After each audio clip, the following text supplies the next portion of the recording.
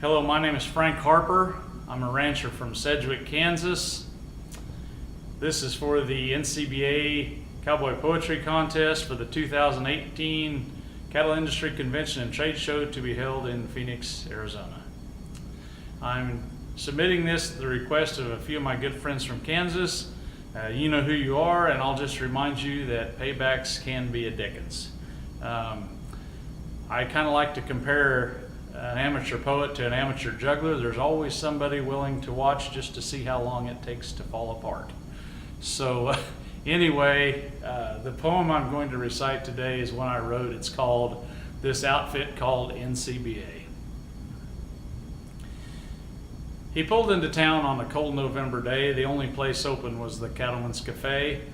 Pickups were parked out front. Some looked like they'd seen better days. Most had baled beds and cake boxes. One still had a round bale of hay.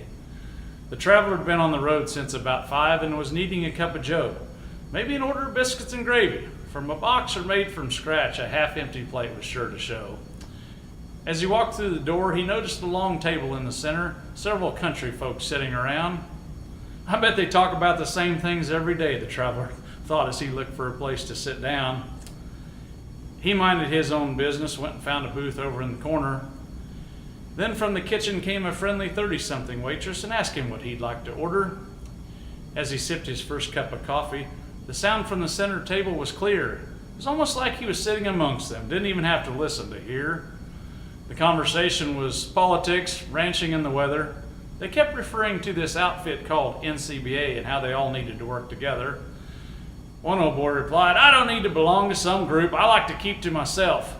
I've never belonged to much of anything, still have managed to accumulate my share of wealth." Another soon chimed in and asked the feller who he'd like to see engaged in a fight.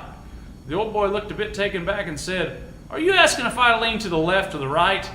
"No," the other man said, "in our state house in DC, who will hear what we say? We attempt to solve the world's problems here, but our voices don't carry beyond the walls of this cafe." Another feller said he used to feel the same, didn't care to participate in the chatter. But then he had a new neighbor from the city who didn't care for the dust, or what the EPA calls coarse particulate matter. He said NCBA was just a phone call away and the staff responded with the facts. To my new neighbor's surprise and chagrin, their complaint was stopped dead in its tracks. "Yeah, but what does that have to do with me?" the old boy quickly replied. "I own all the land around me. Couldn't have neighbors even if someone tried." The waitress passed by shaking her head as she brought out the traveler's order. She said, "Earl, with all your land, you think nothing matters outside your border." The feller on the end seemed uptight and said with a face that was red, "Earl, with the direction everything's headed, hell, they'll just wait till you're dead." "What do you mean? What's mine is mine. Nobody can take it from me." Then a young cowboy chimed in and said, "Grandpa, that's true. But when it's passed to the next generation, some think that nothing should be free." As the waitress warmed up their cups, the young cowboy started to share. "Just last year I participated in NCBA's Young Cattlemen's Conference, and it really made me aware.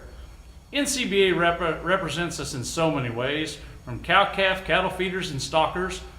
Everyone needs to join in together. If we don't, we're certainly in for a shocker. You see, there are those that criticize us every day and know nothing less than a full plate. Standing in line for food or even water, they couldn't even imagine having to wait. But with more and more regulations from the folks who think that they know best, our children and their children are the ones who will suffer and certainly be put to the test." As the traveler finished his cup of coffee, the waitress asked him if he was ready to go. He said, "I just have one question. There's something I'd like to know. This outfit these guys have spoken of and talked so much about, it sounds like they have great vision, respect, and integrity, not to mention a whole lot of clout." She simply replied, "Oh yes, the National Cattlemen's Beef Association, or what most call NCBA. You won't find anyone working harder for farmers and ranchers in the whole US of A." Thank you.